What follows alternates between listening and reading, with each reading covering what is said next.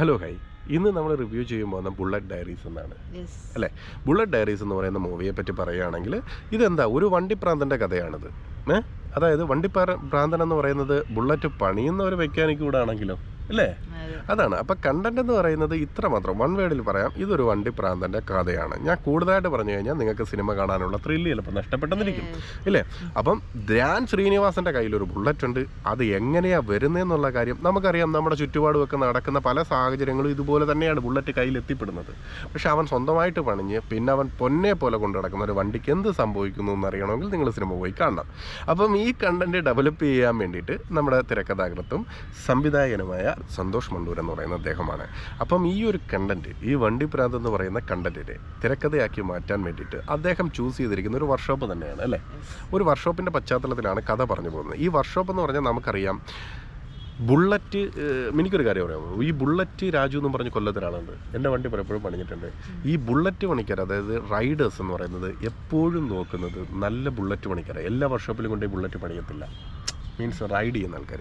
അവർ ഇനി എത്ര ദൂരമാണെങ്കിലും ഇത് തിരക്കിപ്പോയി ആൾട്രേഷൻ ചെയ്യുകയും പണിയിപ്പിക്കുകയും ചെയ്യും. മനസ്സിലായില്ലേ? അതാണ് ഈ സിനിമയുടെ ഒരു പശ്ചാത്തലത്തിൽ വന്നിരിക്കുന്നത്.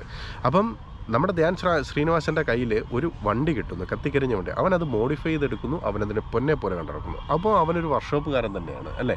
അപ്പം ഈ ഒരു കഥ ചിത്രീകരിക്കാൻ വേണ്ടി അദ്ദേഹം എടുത്തിരിക്കുന്ന പശ്ചാത്തലം ഞാൻ പറഞ്ഞില്ലേ, ഒരു മൂന്നും കൂടിയ കവല, ഒരു ഗ്രാമപ്രദേശത്തിൽ അവിടെ ഉള്ള ഒരു ബുള്ളറ്റ് പണിക്കാരനായിട്ടാണ് നമ്മുടെ ധ്യാൻ വന്നിരിക്കുന്നത്. അപ്പോൾ അതിനോട് തന്നെ ജോണി ആൻ്റണി ചേട്ടൻ്റെ ഒരു വർക്ക്ഷോപ്പ് വന്നിട്ടുണ്ട്. പിന്നെ ഒരു പോസ്റ്റ്മാനായിട്ട് നമ്മുടെ കോട്ടയം പ്രദീപ് ചേട്ടൻ വന്നിട്ടുണ്ട്. അതായത് മരിച്ചുപോയി, അദ്ദേഹത്തിൻ്റെ പേര് കിട്ടുന്നില്ല, അദ്ദേഹവും വന്നിട്ടുണ്ട്. പിന്നെ രഞ്ജി പണിക്കർ വന്നിട്ടുണ്ട്, അദ്ദേഹത്തിൻ്റെ മോനായിട്ട് വേറൊരു കഥാപാത്രം. അങ്ങനെ കുറച്ച് പേര് ഇതിനകത്ത് വേഷമിട്ടിട്ടുണ്ട്. പിന്നെ പ്രയാഗയാണ് നമ്മളുടെ ധ്യാനിൻ്റെ പേരായിട്ട് ജോഡിയായിട്ട് വന്നിരിക്കുന്നത്, ഒരു നേഴ്സായിട്ടാണ് വന്നിരിക്കുന്നത്. അപ്പം ഇത്രയും കണ്ടൻറ്റുകൾ, ഇത്രയും ആൾക്കാരെയാണ് ഈ ഒരു കണ്ടൻറ്റ് ഡെവലപ്പ് ചെയ്യാൻ വേണ്ടിയിട്ട് സംവിധായകൻ സെലക്ട് ചെയ്തിരിക്കുന്നത്.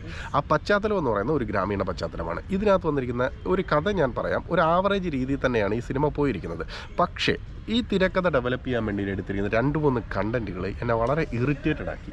ഒന്നെന്ന് പറയുന്നത്, ജോണി ആൻ്റണി ചേട്ടൻ ഒരു വർക്ക്ഷോപ്പ് നടത്തുന്ന ആളാണെങ്കിൽ പോലും, വർക്ക്ഷോപ്പല്ല, ഒരു സ്പെയർ പാർട്സ് കടയാണ് നടത്തുന്നത്. അപ്പം എങ്കിൽ പോലും അതിനകത്തൊരു സീനുണ്ട്. അതായത് എന്താ പറയുക, അദ്ദേഹത്തിനൊരു അവിഹിത ബന്ധമുണ്ട്. അപ്പോൾ ഈ അവിഹിത ബന്ധവും എന്താ പറയുക, അദ്ദേഹത്തിൻ്റെ റിയൽ ലൈഫൂടെ കമ്പയർ ചെയ്യുന്ന, മീൻസ് അത് തമ്മിൽ ആ ഒരു തിരക്കഥ എഴുതിയിരിക്കുമ്പം അവരുടെ സംഭാഷണങ്ങൾ തമ്മിൽ അടുത്തടുത്ത് വന്നു ഇല്ലേ. അതും ഒരു മെച്യൂരിറ്റി ഇല്ലാത്ത റൈറ്റിംഗ് ആയിട്ട് തന്നെ തോന്നി. പിന്നെ അതിനകത്തൊരു വളരെ ചൈൽഡിഷ് ആയിട്ടൊരു രംഗമുണ്ട്. അതിനെപ്പറ്റി കൂടുതലായിട്ട് ഞാൻ പറയുന്നത്, നിങ്ങൾ സിനിമ കാണുവാണെങ്കിൽ നിങ്ങൾക്ക് മനസ്സിലാവും. അതായത് വീട്ടിൽ നിന്നും ജോണി ആൻ്റണി ചേട്ടനെ വിളിച്ചിട്ട് ഒരു ഗ്യാസ് കുറ്റി വേണമെന്ന് പറഞ്ഞു. അപ്പോൾ കുറേ ഷൗട്ട് ചെയ്തിട്ട് അവിഹിതത്തിലുള്ള, അതായത് എന്താ പറയുക, കാമുകിക്ക് വേണ്ടിയിട്ട് രാത്രി ഗ്യാസ് കുറ്റിയും ചുമന്ന് മോളിൽ ചെല്ലുന്ന സമയത്ത് കാമുകിയും ഭർത്താവോട്ടിരുന്ന് പറയുന്നു, ഒരു നരമ്പ് രോഗിയാണ്, ഞാൻ ഈ സാധനങ്ങളൊക്കെ വാങ്ങാൻ വേണ്ടിയിട്ടാണ് അയാൾ ഉപയോഗിക്കുന്നത്, ആരെ, ജോണി ആൻ്റണി ചേട്ടന്. അപ്പം അത് കേട്ടോണ്ട് പുള്ളി പുറത്ത് നിന്ന് വിഷമിക്കുന്നു. ആ സീന് ശേഷം പിന്നെ പുള്ളിയെ സ്ക്രീനിൽ കണ്ടിട്ടേ ഇല്ല. നീ ശ്രദ്ധിച്ചോ? അതിന് ശേഷം വന്നിട്ടില്ല. അപ്പം ആ ഒരു ഗ്രാമീണ പശ്ചാത്തലവും അവിടുത്തെ അവിഹിതവും എന്തിനു വേണ്ടിയിട്ട് അത് ആഡ് ചെയ്യുന്നു? സത്യം പറഞ്ഞു കഴിഞ്ഞാൽ അത് ആ ഒരു കണ്ടന്റിന് അതിൻ്റെ ആവശ്യം ഇല്ലായിരുന്നു. രണ്ടാമത്തെ കാര്യം പറഞ്ഞാൽ, അൽത്താഫ് എന്ന് പറയുന്നത് നമുക്കറിയാം, അദ്ദേഹം നല്ലൊരു കലാകാരനാണ്. പല സിനിമകളിലും കോമഡിക്ക് വേണ്ടിയിട്ടാണ് ഇദ്ദേഹത്തിനെ ചൂസ് ചെയ്യുന്നത്. ഒരു പേഴ്സണലി പറയുകയാണെങ്കിൽ ഒരു കോമഡി സീൻ പോലും വർക്കായിട്ടില്ല. ഒരു ചളി കോമഡി ഉണ്ട്, അറിയാമോ, എന്തോ യൂട്യൂബ് നോക്കിയിട്ട് അഴിച്ചു, നെറ്റ് തീർന്നു പോയി, അതുകൊണ്ട് അത് കണക്കിരിക്കുന്നത് സ്റ്റക്കായെന്ന്. പിന്നെ അതുപോലെ തന്നെ വണ്ടി പണിഞ്ഞുകൊണ്ടിരുന്നപ്പോൾ നട്ടധികം വന്നു. ഇതൊക്കെ എത്രയോ സിനിമകളിൽ നമ്മൾ കണ്ടതാണ് അല്ലേ.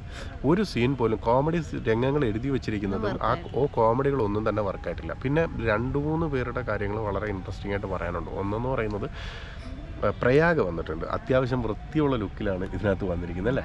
അപ്പം അത് നാടൻ രീതിയിലാണ്, ഒരു നഴ്സായിട്ടാണ്. അപ്പോൾ പ്രയാഗയെ ധ്യാൻ കണ്ടുമുട്ടുന്ന ഒരു സീനുണ്ട്. അതൊക്കെ അത്യാവശ്യം കുഴപ്പമില്ലാതെ പോയിട്ടുണ്ട്. അവർ തമ്മിലുണ്ടാകുന്ന കോമ്പിനേഷൻ സീനുകളും റൊമാൻസും ഒക്കെ അത്യാവശ്യം കുഴപ്പമില്ലാതെ വർക്കായിട്ട് പോയിട്ടുണ്ട്. പിന്നെന്ന് പറഞ്ഞു കഴിഞ്ഞാൽ, നമ്മുടെ ബാംഗ്ലൂരിലേക്ക് വണ്ടി അന്വേഷിച്ച് പോകുന്ന ഒരു സിറ്റുവേഷൻ ഉണ്ട്. അപ്പോൾ ബാംഗ്ലൂരിൽ ചെന്ന് കഴിയുമ്പോൾ ധ്യാനും മറ്റേ അവിടുത്തെ മാംഗ്ലൂർ, അതെ, മംഗലാപുരം. അപ്പം മംഗലാപുരത്ത് ഈ വണ്ടിയൊക്കെ പൊളിക്കുന്ന സ്ഥലത്തേക്ക് ധ്യാൻ വണ്ടി അന്വേഷിച്ച് പോകുന്നുണ്ട്. അപ്പോൾ അവിടെ ചെന്ന് കഴിയുമ്പോഴത്തേക്കും അവിടെ ഒരു ആളുണ്ട്. ആരാണ്? നമ്മുടെ മനോജ് കെ. ആരാന്നറിയാലോ, നമ്മുടെ നാടക നടൻ. അദ്ദേഹം വളരെ നല്ലൊരു ആക്ടറാണ് കേട്ടോ. ഇപ്പൊ സിനിമ നടനാണ് ഒരുപാട്. അദ്ദേഹം നല്ലൊരു ആക്ടറാണ്. അപ്പോൾ അവർ തമ്മിലുണ്ടാകുന്ന കോമ്പിനേഷൻ സീനുകളും വളരെ എനിക്ക് ഇഷ്ടപ്പെട്ടു. നല്ല ഒരു ലൈവായിട്ട് തന്നെ പോയി. അപ്പം ഇതിനകത്ത് ഉള്ള പ്രശ്നം എന്താണെന്ന് വെച്ച് കഴിഞ്ഞാൽ, പിന്നെന്ന് പറഞ്ഞു കഴിഞ്ഞാൽ, നമ്മുടെ കോട്ടയം ആരാണ്? പ്രദീപ് ചേട്ടൻ. കോട്ടയം പ്രദീപ് ചേട്ടൻ മരിച്ചുപോയി. പക്ഷേ അദ്ദേഹത്തിന് വലിയ സ്ക്രീനിൽ നമുക്ക് ഒന്നുകൂടെ കാണാൻ സാധിച്ചു. അപ്പോൾ അദ്ദേഹത്തിൻ്റെ സൗണ്ടിൻ്റെ ഒരു ലാഗ് നമുക്കറിയാമല്ലോ. ഒരു ഈണവും ഒരു താളവും ഉണ്ട്. അത് മറ്റാർക്കും ഇല്ല ആ ഒരു സൗണ്ട്. അപ്പോൾ അത് സത്യം പറഞ്ഞു കഴിഞ്ഞാൽ അദ്ദേഹം തന്നെയാണോ ഡബ് ചെയ്തതെന്നുള്ള കാര്യത്തിൽ ഒരു സംശയമുണ്ട്. കാരണം ഇതുവരെ കേട്ട സൗണ്ടിൽ നിന്ന് വ്യത്യസ്തമുണ്ട്. പക്ഷേ അതിന് നമുക്ക് കുറ്റം പറയാൻ പറ്റത്തില്ല, കാരണം അദ്ദേഹം മരിച്ചുപോയി. അപ്പം ഇങ്ങനെയൊക്കെയുള്ള കുറേ പ്രശ്നങ്ങളുണ്ട് സിനിമയിൽ. ഒന്നാമത്തെ കാര്യം എന്ന് പറഞ്ഞു കഴിഞ്ഞാൽ ഇതിൻ്റെ തിരക്കഥയിലേക്ക് വന്നപ്പം തിരക്കഥ ചിത്രീകരിക്കാൻ എടുത്തിരിക്കുന്ന വഴി കൊള്ളാം, കറക്റ്റായിട്ട് കൊള്ളാം. പക്ഷേ ഇതിനകത്ത് ഒരു എന്താ നമ്മളുടെ രഞ്ജി പണിക്കറിൻ്റെ ഭാര്യയ്ക്കൊക്കെ പറ്റുന്ന ആക്സിഡൻറ്റുകളൊക്കെ വളരെ ശോകമായിട്ടാണ് എനിക്ക് ഫീൽ ചെയ്തത്. അല്ലേ? നമുക്ക് പ്രതീക്ഷിക്കാം, സിനിമ ഉടലുവോളം നമുക്ക് പ്രതീക്ഷിക്കാൻ പറ്റും ഇതിങ്ങനെയാണ്. ഞാൻ പറയുന്നത് ശരിയല്ല?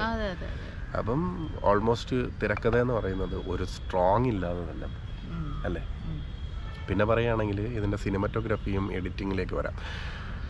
സിനിമറ്റോഗ്രാഫിയിൽ പറയുകയാണെങ്കിൽ ഒറ്റ കാര്യം മാത്രമേ എനിക്ക് പറയാനുള്ളൂ. അതായത് തുടങ്ങിയപ്പോൾ തന്നെ ഞാൻ പറഞ്ഞില്ലേ, ഇതിൻ്റെ ഫ്രെയിം കാണുമ്പോഴത്തേക്കും എന്താ പറയുക, ഷാഡോ കൂടി കിടക്കുന്ന നമുക്കൊരു ഫീലുണ്ട്.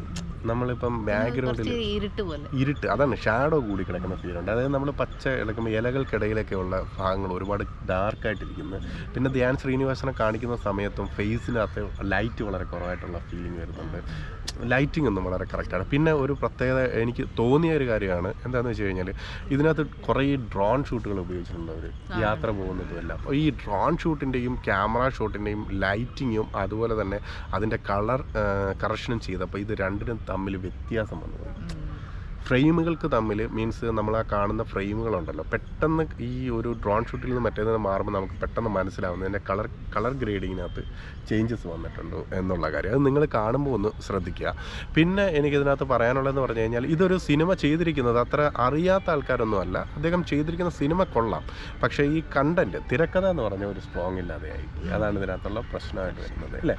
പിന്നെ മ്യൂസിക്കിലേക്ക് വരികയാണെങ്കിൽ ഒരു പാട്ടുണ്ട് അത്യാവശ്യം കുഴപ്പമില്ലാത്ത രണ്ട് പാട്ടുണ്ട്. അതിനകത്ത് ഒരു പാട്ട് എനിക്ക് ഇഷ്ടപ്പെട്ടു, അവരുടെ പ്രണയ സീനൊക്കെ കാണുന്നത്. പിന്നെ നോർമലി ഫസ്റ്റിൽ കാണിച്ചിരിക്കുന്ന ബാക്ക്ഗ്രൗണ്ട് മ്യൂസിക് അല്ല, പണ്ടത്തെ കണക്ക് പിയാനോ ഒക്കെ ഉപയോഗിച്ചിട്ടുള്ള രീതിയിലുള്ള ഒരു ബാക്ക്ഗ്രൗണ്ട് മ്യൂസിക്കാണ് കൊടുത്തിരിക്കുന്നത് അല്ലേ. അപ്പം ഇതൊക്കെയാണ് എനിക്ക് പറയാനുള്ളത്. ഇനി എനിക്ക് പറയാനുള്ളത് എന്താ ഓവറോളായിട്ട്? കാസ്റ്റിംഗ് പറഞ്ഞില്ല. അപ്പം ധ്യാൻ ശ്രീനിവാസനെ പറ്റി പറയാം. അപ്പം കാസ്റ്റിംഗ് ഞാൻ പറഞ്ഞല്ലോ, മെയിനായിട്ട് വന്നിരിക്കുന്നത് ധ്യാൻ ശ്രീനിവാസനാണ്. അദ്ദേഹമാണ് ഈ മെയിനകത്ത് ലീഡിങ് റോളായിട്ട് വന്നിരിക്കുന്നത്. അപ്പം അതിനകത്ത് രഞ്ജിത്ത് തന്നെ പേര്, രാജു, അതെ, രാജു എന്ന് പറയുന്ന ഒരു ആളായിട്ടാണ് വന്നിരിക്കുന്നത്. പിന്നെ രാജുവിൻ്റെ പേരായിട്ട് വന്നിരിക്കുന്നത്, അതായത് മുമ്പ് എങ്ങോ പോയി പെണ്ണ് ആദ്യമായിട്ടെങ്ങാണ്ട് പെണ്ണ് കണ്ടാണ് 5ാമതോ 6ാമതായിട്ട്. അപ്പോൾ പെണ്ണ് പ്രയാഗ ഒരു നഴ്സായിട്ട് ഇതിനകത്ത് വന്നിട്ടുണ്ട്. അപ്പോൾ അവർ തമ്മിലുണ്ടാകുന്ന സീനുകൾ അത്യാവശ്യം വൃത്തിയായിട്ട് ചെയ്ത് വരുന്നുണ്ട്. പിന്നെ ധ്യാനെ പറ്റി എടുത്തു പറയണം, കാരണം ഇപ്പോൾ ഉള്ള നടന്മാരിൽ നല്ല ഫ്ലെക്സിബിളായിട്ട് അഭിനയിക്കുന്ന ഒരാളാണ് ധ്യാൻ. കാരണം എന്താണെന്ന് വെച്ച് കഴിഞ്ഞാൽ മറ്റൊന്നും കൊണ്ടല്ല, അദ്ദേഹത്തിന് ഇന്നലെയാണ് ഞങ്ങൾ ഏത് കണ്ടത്, ചീന ട്രോഫി. അത് പിന്നെ കുറച്ച് ചിരിക്കാനുണ്ടായിരുന്നു. പക്ഷേ ഇന്നും അദ്ദേഹത്തിൻ്റെ തന്നെ ഒരു സിനിമയാണ് കണ്ടത്. അപ്പോൾ ചീന ട്രോഫിയുടെ റിവ്യൂ നമ്മൾ അപ്ലോഡ് ചെയ്യുക. അപ്പം ഇത് തമ്മിൽ നോക്കുന്ന സമയത്ത് രണ്ട് രീതിയിൽ തന്നെ, അതായത് ആ ക്യാരക്ടറായിട്ട് തന്നെ നമുക്ക് ഫീൽ ചെയ്യും ധ്യാനിനെ പറ്റി. നല്ലൊരു ആക്ടറാണ് അദ്ദേഹം. പിന്നെ എടുത്തു പറയേണ്ട ഒരു കാര്യമുണ്ട്, ഇദ്ദേഹത്തിൻ്റെ എല്ലാ വേഷത്തിലും അദ്ദേഹത്തിൻ്റെ കോസ്റ്റ്യൂമുകളൊക്കെ അദ്ദേഹം വളരെ നന്നായിട്ട് ശ്രദ്ധിക്കുന്നുണ്ട്. ആ കോളറൊക്കെ ഇങ്ങനെ മടങ്ങിയിരിക്കുന്നതൊക്കെ ശ്രദ്ധിച്ചിട്ടുണ്ട്. ഒരു പഴയ ഒരു സാധാരണക്കാരൻ്റെ വേഷം അത് അദ്ദേഹമൊക്കെ തന്നെ മെയിൻറ്റെയിൻ ചെയ്ത് പോയിട്ടുണ്ട്. പിന്നെ ഈ ധ്യാനിനെ അസിസ്റ്റ് ചെയ്യാൻ വന്നതാണ് അൽത്താഫ് എന്ന് പറയുന്ന കഥാപാത്രം. അവൻ ചെയ്തിരിക്കുന്ന കോമഡികൾ മൊത്തം ഫ്ലോപ്പാണ്. പിന്നെ ജോണി ആണ്ടിൻ്റെ ചേട്ടനെ വെറുതെ തിരികെ കേട്ടത് ആവശ്യമില്ല. ഒരു ഭാഗം കഴിഞ്ഞിട്ട് ഇവരാരും ഇല്ല സിനിമയിൽ, സത്യം പറഞ്ഞു കഴിഞ്ഞാൽ മനസ്സിലായില്ലേ, ഫുള്ളായിട്ടുള്ള പ്രസൻസ് ഇല്ല അവരുടെ. അപ്പം തന്നെ ആ സിനിമ വിട്ടുപോയി, ആ ഒരു പ്രദേശത്ത് നിന്ന് സിനിമ വിട്ടുപോയി, മനസ്സിലായില്ലേ. പിന്നെ പറയാനുള്ളതെന്ന് പറഞ്ഞു കഴിഞ്ഞാൽ നമ്മുടെ എന്താ പറയുക, മനോജ് കെ, അദ്ദേഹം നല്ല രീതിയിൽ ചെയ്തു. ഞാൻ പറഞ്ഞില്ല, അദ്ദേഹത്തിൻ്റെ മംഗലാപുരത്തുള്ള ഒരു സ്ക്രാപ്പ് വിൽപ്പനക്കാരനായിട്ടാണ്, അതായത് വണ്ടി പൊളിക്കുന്ന ഭാഗത്തുള്ള അദ്ദേഹത്തിൻ്റെ വേഷം അദ്ദേഹം വളരെ മനോഹരമായിട്ട് ചെയ്തിട്ടുണ്ട്. എന്താ പറയുക, രഞ്ജി പണിക്കർ, അദ്ദേഹത്തിനെ പറ്റി എനിക്ക് ഒന്നും പറയാനില്ല. കാരണം എല്ലാ സിനിമയിലും ഒരേ സംസാരം, ഒരേ ശൈലി, ഒരേ കാര്യങ്ങളും, ശരിയല്ലേ, ഒരു വ്യത്യാസമില്ല. അയാളെ പറ്റി എനിക്ക് കൂടുതലായിട്ട് സംസാരിക്കാനൊന്നുമില്ല. സംസാരിച്ചാലും ബോറായി പോകും. കാരണം എന്ന് പറഞ്ഞാൽ ഈ മലയാള സിനിമ എടുത്തു വെച്ച് അങ്ങനെ നോക്കിക്കഴിഞ്ഞാൽ എല്ലാ സിനിമയിലും ഒരേ ഡയലോഗ് പ്രസൻറ്റേഷനുമാണ്, ഒരേ രീതിയിൽ ആക്ട് ചെയ്യുന്നു, അദ്ദേഹത്തിൻ്റെ പേര് മാത്രം മാറുന്നതേ ഉള്ളൂ. അല്ല എന്തെങ്കിലും മാറ്റം നിനക്ക് തോന്നിയിട്ടില്ല? എനിക്ക് തോന്നിയിട്ടില്ല. പിന്നെ എടുത്തു പറയേണ്ട 2-3 കഥാപാത്രങ്ങളുണ്ട്. അതായത് ധ്യാൻ ശ്രീനിവാസൻ്റെ അമ്മയായിട്ട് അഭിനയിച്ചിരിക്കുന്ന ശ്രീലക്ഷ്മി, അവർ നല്ല രീതിയിൽ ചെയ്തിട്ടുണ്ട്. അവരുടെ അതുപോലെ തന്നെ മുത്തശ്ശിയായിട്ട് വന്നിരിക്കുന്ന ഒരു വലിയ കുഴപ്പമില്ല, അവരും അത്യാവശ്യം നല്ല രീതിയിൽ തന്നെ ചെയ്തു പോയിട്ടുണ്ട്. പിന്നെ ബുള്ളറ്റ് തട്ടിക്കൊണ്ടുപോകുന്ന പയ്യനും നോർമലി അത് അങ്ങനെ തന്നെ പറ്റുള്ളൂ അല്ലേ?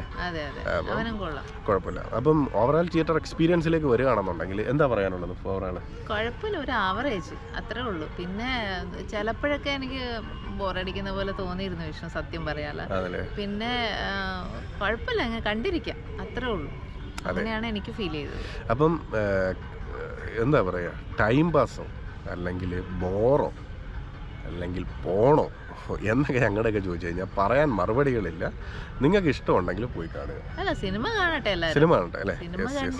പിന്നെ സത്യം പറഞ്ഞു കഴിഞ്ഞാൽ ഒരു ശകലം പോലും എൻഗേജ് ചെയ്യിപ്പിക്കുകയോ ചിരിപ്പിക്കുകയോ ചിന്തിപ്പിക്കുകയോ ഒന്നുമില്ല അല്ലേ? ബുള്ളറ്റ് ഡയറീസ് എന്ന് പറയുന്ന പേര് കൊടുത്തത് തന്നെ ബുള്ളറ്റിന് അപമാനമാണെന്ന് തോന്നുന്നു. പിന്നെ കുറേ ബുള്ളറ്റിൻ്റെ, സത്യം പറഞ്ഞാൽ ബുള്ളറ്റിൻ്റെ ഷോട്ടുകൾ പോലും വൃത്തിയായിട്ട് എടുത്ത് കാണിച്ചിട്ടില്ലെന്നുള്ളത് അവസ്ഥ അല്ലേ? ആ ബുള്ളറ്റിൻ്റെ ഭംഗി പോലും ഫസ്റ്റ് ഇൻട്രോയിൽ നിങ്ങൾക്ക് കാണാം, ബുള്ളറ്റ് ഡയറീസ് എന്ന് എഴുതി കാണാം. അതിനകത്ത് സൈഡിൽ ന്യൂസ് പേപ്പർ കട്ടിങ് പോലെ കുറച്ച് കൊടുത്തിട്ടുണ്ട്, പഴയ ബുള്ളറ്റിൻ്റെ മോഡൽ. എനിക്ക് സത്യം പറഞ്ഞു കഴിഞ്ഞാൽ ഈ സിനിമയിൽ ഇഷ്ടപ്പെട്ട ആ ഒരു ഭാഗം മാത്രം. എനിക്ക് സിനിമ പേര് കാണിക്കും ഭയങ്കരമായിട്ട് എനിക്ക് ഭയങ്കരമായിട്ട് ഇഷ്ടപ്പെട്ടു. പിന്നെ അതിന് ശേഷമുള്ള ഭാഗം ഉണ്ടല്ലോ, എനിക്ക് സത്യം പറഞ്ഞു കഴിഞ്ഞാൽ ഇഷ്ടപ്പെട്ടതേ ഇല്ല. അപ്പം എന്തായാലും നിങ്ങൾക്ക് സിനിമ ഇഷ്ടപ്പെടുകയാണെങ്കിൽ അല്ലേ, എല്ലാവരും സിനിമ പോയി കാണുക. ഇത് ഞങ്ങളുടെ രണ്ടുകൂട്ടം പേഴ്സണലായിട്ടുള്ള അഭിപ്രായമാണ്. ചിലപ്പോൾ തെറ്റുപറ്റാം. ഇത് ഞങ്ങൾക്ക് കണ്ട് ഞങ്ങൾക്ക് മനസ്സിൽ തോന്നിയ കാര്യം അതേണക്ക് നിങ്ങളോട് ഷെയർ ചെയ്യുന്നു. അപ്പോൾ ഈ റിവ്യൂ ഇവിടെ വെച്ച്